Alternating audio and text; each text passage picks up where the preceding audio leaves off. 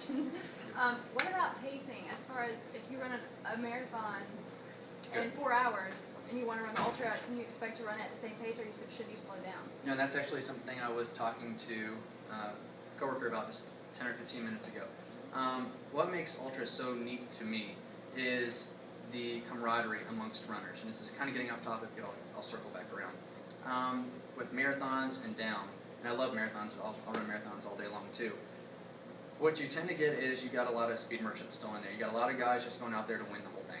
They'll just go out there and they'll be nice to you initially, or maybe they'll be nice to you the whole time, but they're more out there to just run hard.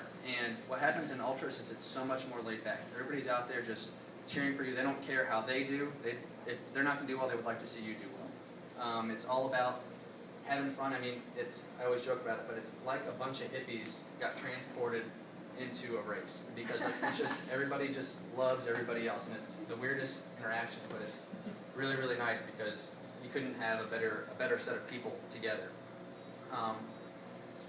Okay, so as far as speed, what I'm getting to then is in ultras, even more than marathons, you'll see a wide array of ages and fitness levels of people. In a recent 100-miler that I ran, you'd have people that were 21, 20, and there were quite a few people that were in their 70s and 80s. And those 70s and 80s people, I never once saw them running.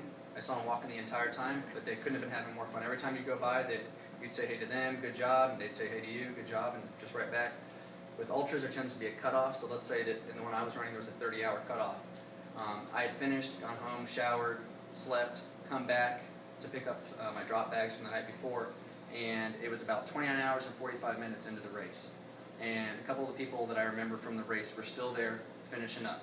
They were within 15 minutes of that cutoff time.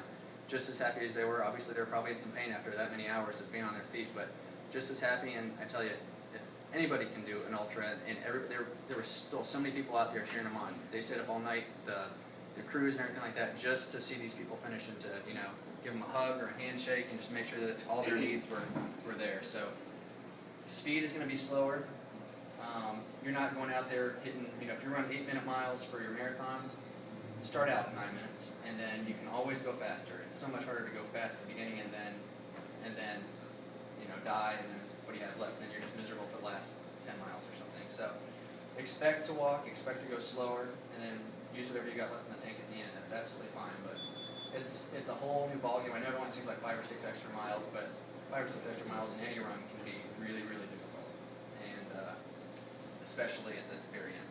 So terrain-wise, if any of you guys are unfamiliar with the terrain out there, which was a question I got earlier, it's not roads. You're talking about really, really well-groomed, light trails. When I'm talking about that, that is, if the lights were off, you wouldn't be able to tell you're probably on a trail. Trails is really nice, compacted, well-manicured stuff. Sometimes the water comes over it, so it's not dusty at all. You're not going to be kicking up stuff.